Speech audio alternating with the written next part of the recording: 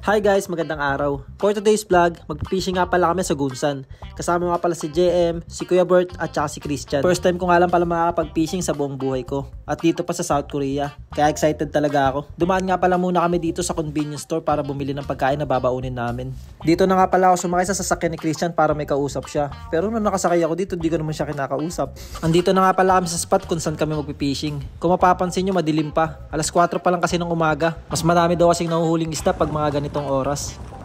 Uy, grabe yung mga bato dito. Pag nadapa ka dito, sugat sa mukha. Tao. Grabe. Grabe yung tao, guys. Tutun. Yan yung may mga ilaw na yung tao yan. So yun, first time ko lang magpipishing sa buong buhay ko at dito pa sa Korea. Let's go. Ito na si Kuya, kasama natin. Yeah. Good morning. Morning bro, mas na. Nakarami na po ba? Mas nag-basketball ka no? Oh. So yun guys, nagwawala na nga pala si Christian sa mga oras na to. Late na daw kasi kami dumating. Pero hindi, pinaprepare niya lang talaga yung yelo na paglalagay niya ng isda para fresh daw pag inuwi niya ng bahay. Bumalik nga pala kami sa sasakyan ni Kuya Bert para kunin namin yung generator na dala niya. 2,000 volts din to. Pwede sa aircon. Uy, grabe ah. Kaso China nga lang. Hindi pwede pagkatiwalaan. Ito yung mga napapanood ko sa mga vlog niya Sa atin nagka-camping. yung pinakamatibay, brand na EcoFlow. At Luwiti. Magkano bili mo dito, Brad? Basta bumili niyan, kasado lang, Samship Manon. Mahal pa rin. Kaya na lang yan. Samship, grabe no. Samship man ng 300,000, nasa 12,000. Pero yun, magagamit natin. Generator X. So yun guys, wala tayong alam sa fishing kaya manonood lang muna tayo for today's video. Yo, ay Tito Benz. So tuturuan tayo ni Papa Chan. Paano ba yan, Papa Chan? Beginners pa lang to, may master doon. Yun, Kuya, parang talagang lagi siyang nagpipishing eh. Ayun. Wow. So yun guys, nakasetup na nga pala si JM. Nakasetup na yung pagkain niya. Parehas nga pala kami ni JM na first time na makakapag-fishing. Kaya nanonood lang muna kami sa pinagagagawa nila. Okay, palo mo. Oh? Tatakbo ka. Javelin.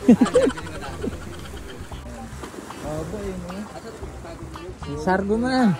Sinabi na sa... Alam ko eh. So yun guys, sa mga oras na to, tinuturuan nga pala kami ni Christian kung paano mag-setup ng fishing rod. At ano yung tawag sa mga parts ng fishing rod. Saan kahit anong ball ba yan? Pwede mo paan mo. Ha? Kahit anong ball? Kung hindi, may ano to. May pangalan yung mga ano nito. May pattern yung pagkakabuhay. Mga nut. Ba't pala nag-boy scout ka talaga no? Maano to, pag manula, sayang yung isda. Or pagtapon mo pa lang ng lure, na ano na. Sabit ba? Donation by. Donation na yun. Nag-donate ka na nun. Sayang pa. Manggum. Isang bato, pating agad oh.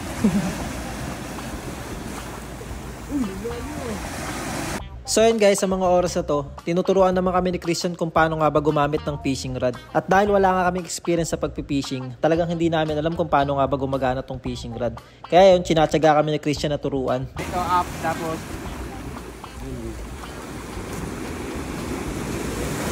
bilisan mo para hindi alata. Oo. Ano kasi yan eh? Ano yan? Pahila ka niya? Pahila? Oo, pahila. Tapos, ano ka? Dito. Kinain mo talaga siya para lumalang mo. So yun guys, hindi rin pala basta-basta tong pagpipishing. Kailangan maingat ka rin talaga. Lalo pag magbabato ka na ng pain, may tendency daw kasi na pumunta kung saan-saan at baka sumapit pa daw sa mga katabi mo. Ay, ito yung mga pain. Ano lang pala siya no? Hindi siya tunay no? Ba't iba-iba siya? Iba-iba. Galing oh. O minsan, may kakagat sa isa, minsan yung iba-iba. Hindi, ibig sabihin bakit? Anong purpose? Anong pinagkaiba rin? Yun lang Alin yan. na mas mahal dyan? Pag mas mahal ba? Mas tapitin ng isda. 1,000 to, tatlo eh. Yung pain pala nila dito hindi tunay na isda. Artificial. May cutter dyan bro. Tulok. Napipeki din palang isda, no? So yun guys, this is it pansit. Makakapagbato na tayo ng pain. Hindi, yung paghawak bro. Yung paghawak. Yung pag-slip niya. So yun guys, ay na yung nangyari sa unang bato ko at epic fail na epic fail talaga. Mukha lang siyang madali pag pinapanood namin sila. Pero pag kami na yung gumagawa ni JM, talagang ang hirap talaga. Nakita na naman yung pagbato ko, kung saan talaga siya napupunta. Hey! So yun guys, ay gagi, gumoy-goy pa. Nakahuli si Kuya. Ito, pag maano pa sa ano. Grabe boy. Ito yung hinahuli ng boss ko eh oh. Ganito, silver oh. Filter. Pwede na to, benta boss. Anong pangalan na to boss? Anong klaseng isda? Ano pag Ha? Kalchi? Sa Pinas, dahon tubo, espada. Espada. Ayun oh, solid oh. Samurai. Samurai. So yun, 1-0. Complete. So yun guys, mag-uumaga na, hindi pa rin namin maayos yung buhol. Maayos natin yan. Yung isda, nanghihintay na sa atin. Hindi, guys, nabuhol yung rod namin. Ay, ayun oh. Ayusin namin ni JM. Let's go. Okay ka lang ba dyan? So yun guys, madali lang pala mag-fishing eh. So yun guys, may nahuli na ako. Ayun oh. Oh! Bata ko yan oh. Sumabit naman ngayon. Uy, gosh, big boy. Hey, 2-0. Boy pa boy oh. Yan, ako nakahuli boy, pinawa ko kay Christian. Oo, mag-videoan kita. Eh. Dito, baka tumalan dyan. Dito. Oh, ganun yun, sige. Meron boy. Oh. Guys, swerte natin guys. Ang galing ni Kuya Tito Benz. Guys, first time ako nakahuli boy. Pakaramdam. Ano pakaramdam? Hindi, masarap kasi pinawak ng yan. Huli ni Christian. So yun guys, sa mga oras na to, alas 6 na nga pala ng umaga. Ito din yung oras na sunod-sunod na yung mga huli nila. Masarap pag nakakahuli ka, parang satisfying siya guys. Parang achievement unlock eh. So yun, nakahuli na nga rin pala si Kuya Bert ng seaweeds. Puro kalchi nga pala or espada yung nakukuha nila Christian ngayon. Last time daw napunta niya dito, puro mackerel naman yung nakuha niya. At dahil maliwanag na, nakita na namin yung mga kasabay namin mag-fishing. Sa totoo lang, ang hirap pala mag-fishing. Kailangan matyaga ka dito. Nakakapagod siyang panoorin kahit hindi naman ako yung mismong nagpi-fishing. Pero once na nakahuli na sila, pati ikaw na nanonood lang, matutuwa ka talaga sa kanila. Kaya siguro yun yung binabalik-balikan ng mga nagpi-fishing at kung bakit sila na-addict dito. At dahil maliwanag na, nag-practice na kami ni JM mag-fishing. Kanina kasing madilim, nakakatakot maghagis ng pain. May mga katabi din kasi kami nagpi-fishing. Mahirap na baka sumabit. So ayun guys, sa sobrang busy ko sa pagpi-fishing, hindi ko na napansin yung tinatapakan ko. Kaya yun, nadulas tuloy ako. Di nga pala agad ako tumayo para hindi halata. Tapos nag-fishing lang din agad ako. Baka kasi sumabit yung pain, sayang. Kitang-kita ka sa camera. Ngayon ko lang napansin na ang ganda pala dito sa spot kung saan kami nagpi-fishing. Di natin ma-appreciate kanina, madilim pa kasi. Parang ang sarap tuloy maligo. Parang tinatawag ako ng dagat. Maliligo na lang ako. Ano maligo dito? Dahil makahuli, maliligo na lang tayo. Nagutom na nga pala ako kaya kinain ko na yung baon na dala ko. So ito nga pala yung binili ko, yung kimbap tsaka yung kape. Masarap din mag-almusal sa dagat eh. Nilaglag yung cellphone ni Christian dyan, matagal na siguro yan. Kanina pa siguro yung nakababad. Guys, tinawagan ko, nag-ring pa. Grabe, tibay ng iPhone, boy. Waterproof ba yan? Waterproof, puti waterproof guys. Buti na lang iPhone, sige nakapansin eh. Kanina pa pala nakababad dyan guys. Kala ni Kuya, pinapalamig mo eh. Wala nakita. So galing na si Christian sa sasakyan, tapos sinanap niya. Tapos yun, nakapansin lang ni Kuya na may nalaglag nga dyan. Grabe, tibay yun, no? So yun guys, ito nga pala yung mga kasabay namin mag-fishing ng mga Korean. Halos tabi-tabi lang talaga kami dito sa spot na to. Guys, pag mga ganyang postura, yung parang nahihirapan. May huli yan, boy. Yun, no? Interviewin mo bro. Tensya na. Yun, no? Uy, ganun na lumalabas guys, parang mga tuna. Hindi siya mahaba, parang yung tinipado. Ano siya, mackerel? Wow. Gagawin, sarap pag nakakahuli guys, kahit isa lang, no? Sarap sa pakiramdam. Ito nga pala yung itsura kung saan kami nagpi-fishing. Tabing kalsada lang talaga siya. Ang pangalan pala ng lugar na to ay si Mangkom Seawall. Ito talaga isa sa maganda sa Korea eh. Yung kahit saang spot ka, pwede ka mag-fishing. Napansin ko nga pala yung tulay kung saan ako pumunta nung nakaraan. Karugtong nga pala ng tulay na yan yung papunta sa amin sa Gunsan.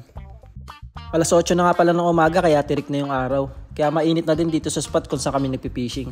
Pero diretso pa rin kami sa pagpipishing. Ang dami na din kasing nauuli sa gantong oras. Tsaka makikita mo talaga yung mga isda na nagtatalunan. Nauna na nga palang umuwi sa amin si Kuya Ken. Kanina pa kasi siyang 3:30 ng umaga dito. Tsaka mainit na din kasi. Wala nga palang tigil si JM sa pagpapractice sa pagpipishing. At yun, kahit papano natututo na din siya.